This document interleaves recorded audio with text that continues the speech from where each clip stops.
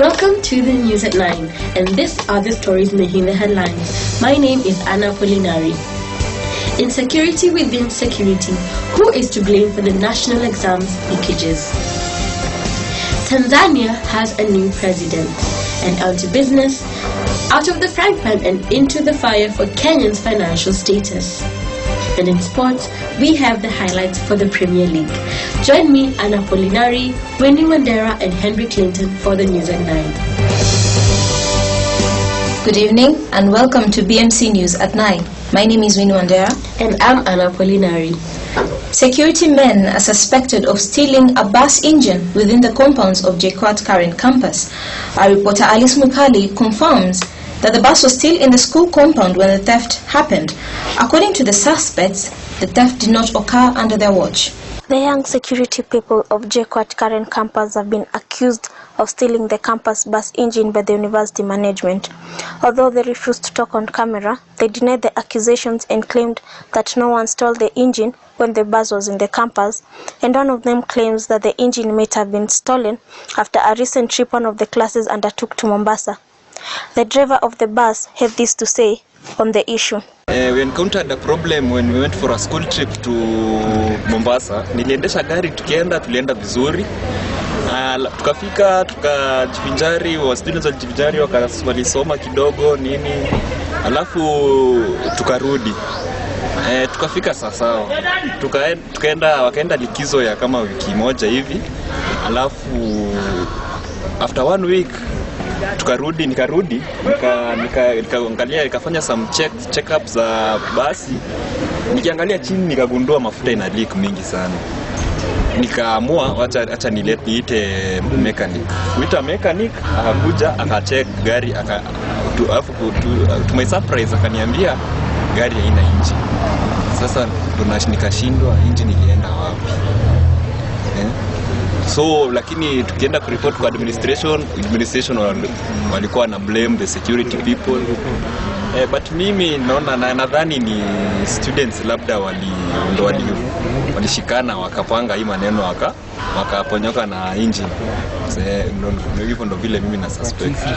Behind me is the bus which the school administration claims the engine was stolen, which begs the question, are the students at the campus and the property safe?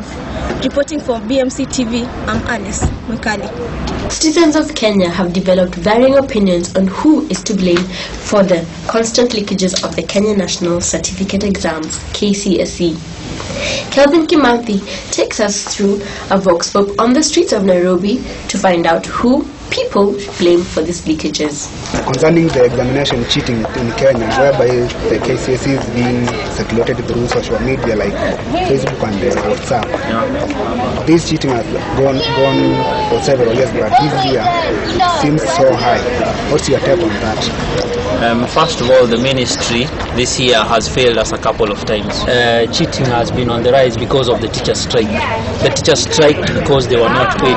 There was a deal with the government and they were supposed to be paid, but they were not paid and they went for a strike. Now they went for a strike in a period where the exams were about to start. That gave room for those people who circulate exams, the ones who steal exams, to do it in a broader angle, in a big way.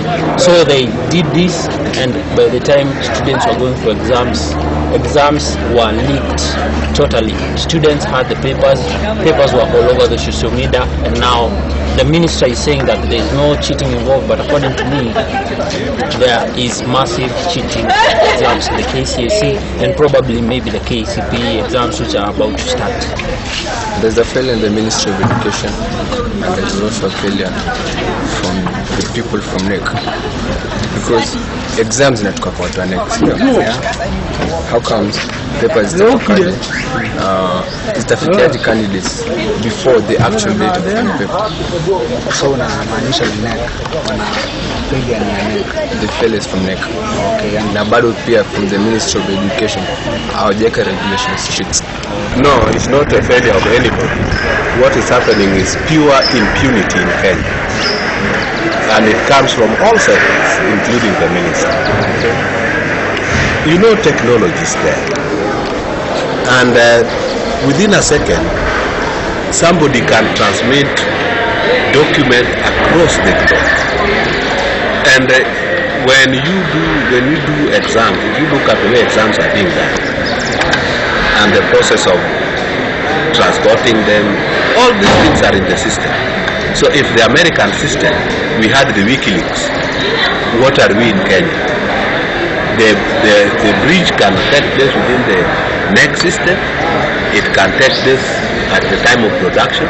It can take place during the time of transportation. It can take time during the time of administration of the exam. So it is not an issue of, but it is an issue of acknowledging and trying to find solution to this problem of leakage. We are yet to see what the government is about to say or do concerning the examination cheating, which is evidently going on in Kenya, almost all schools in Kenya. And we hope the National Examination Council, the TSC and the Minister of Education will cooperate to see this issue being curbed in the coming years. El Nino is not yet here since prediction started in late August. Indeed, it has been a long-awaited occurrence, but now we're starting to wonder, is our Kenyan Meteorological Department competent enough for the job? Vikos Cooper with more on the story. The Meteorological Department have predicted that most parts of the country will experience heavy rain come October 12, 2015. But this did not happen, hence causing doubts among many Kenyans. However, the weather experts have encouraged Kenyans to take heed of the warning and prepare well for the El Nino rains. The coast and the Nyanza regions have experienced most rains over the past weeks. But the challenging question is, are these the normal rains or the rains predicted as the El Nino rains? I'm Vikos Cooper. It's time for a short commercial break and we'll be right back, so don't go away.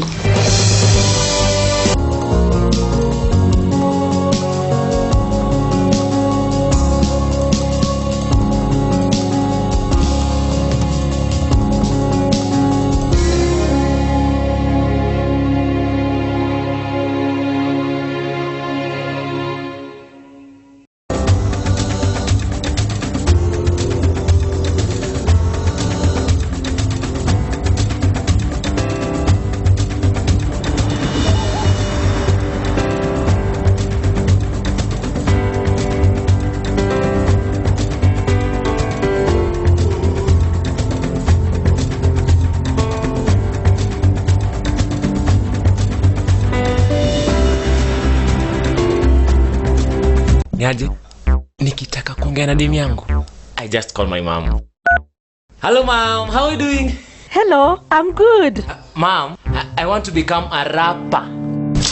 Ati nini? Iwezekani rapper? Na unajua kuimba? Kusomesha university, alafu unakuja kuniambia hapa. Mom, let me call you back. Alafu, I'm thinking of quitting my job. Atata kwa rapper. I'm moving back here. Sikiza bila nimesema. My dreams are valid. Nitakumeza nikuonyesha kwa tumbo yangu. Yeah, now I can call my baby. Airtel is giving you 5 times your daily talk time as bonus to use across all networks. Dial *141# to shikisha story. Lapa? Nonsense! Maybe let me call you back. Terms and conditions apply. Hello, welcome back, and this is international news. Magufuli Pombe wins Tanzanian presidential elections with 8 million votes. The elections occurred 2 days ago. It has been a great victory for the Chama cha Mapinduzi Party, CCM, to which he belongs, as well as for their supporters who flood the streets of Tanzania with victory songs and shouts. But this is not the same for 60% of citizens in Rwanda who are signing petitions for the amendment of the constitution that would allow Paul Kagame to run for a 3rd term.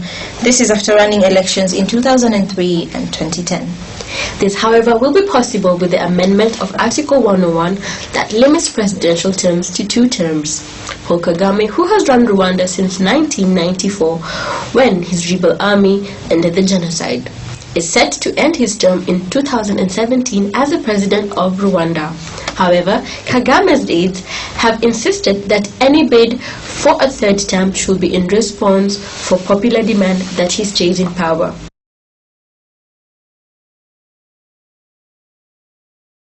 on to business, Kenya drowned further into debts.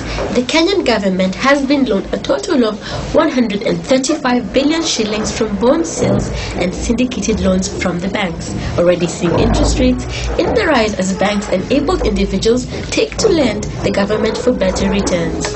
Which is kind of alarming given the fact that the Kenyan government has been struggling for a very long time to pay debts. And this leads us to the big question. Is the Kenyan government serious about adding more loans on already the loans that they've been struggling to pay? Well, let's invite Henry Clinton for the sports. I'm Henry Clinton with the sports news.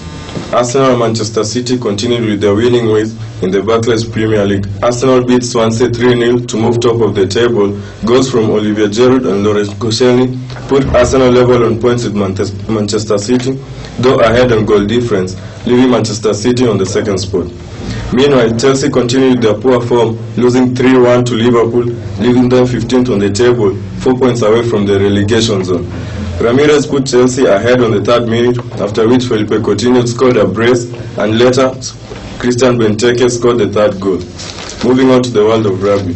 The Rugby World Cup came to an end on Saturday as New Zealand's All Black beat Australia's Wallabies 34-17 to clinch the 2015 Rugby World Cup. South Africa's Springboks finished 3rd after beating Argentina in the 3rd and 4th playoffs. New Zealand became the first nation to both defend the Rugby World Cup and winning it 2 times in a row, and winning it 3 times overall, more than any other nation. That's all we had today on the sports news. Back to the main studio with Anna and Winnie. Is the government actually serious for adding loans upon loans upon loans of which it has been struggling to pay? And we have several opinions from people, and they're really funny. For example, Makurunyaga from Makueni County says, no, the government is not serious because of the years of adding loans and loans, economy has risen, and recently I even attacked my husband for killing my cat. This is really funny, for spending more than 10,000 on buying the cat. This is serious. Yeah. And here, Leila Hassan from Mombasa says that no, the government is not serious because we as Kenyan citizens keep paying taxes, but they still have loans to pay. Well, Hassan from Mombasa seems to have a very different opinion. He says the government is actually trying to help us survive. The government is very serious because how will we survive if we don't have money? Sometimes being a leader, we have to take critical decisions and take critical steps. So, big up President Uhuru Kenyatta. That's very nice. It is. At least we have someone with a different opinion. And well, this brings us to the end of BMC Prime News. I hope you have a very good evening. My name is Winnie Wandera. And I'm Anna Polinari. Enjoy your evening.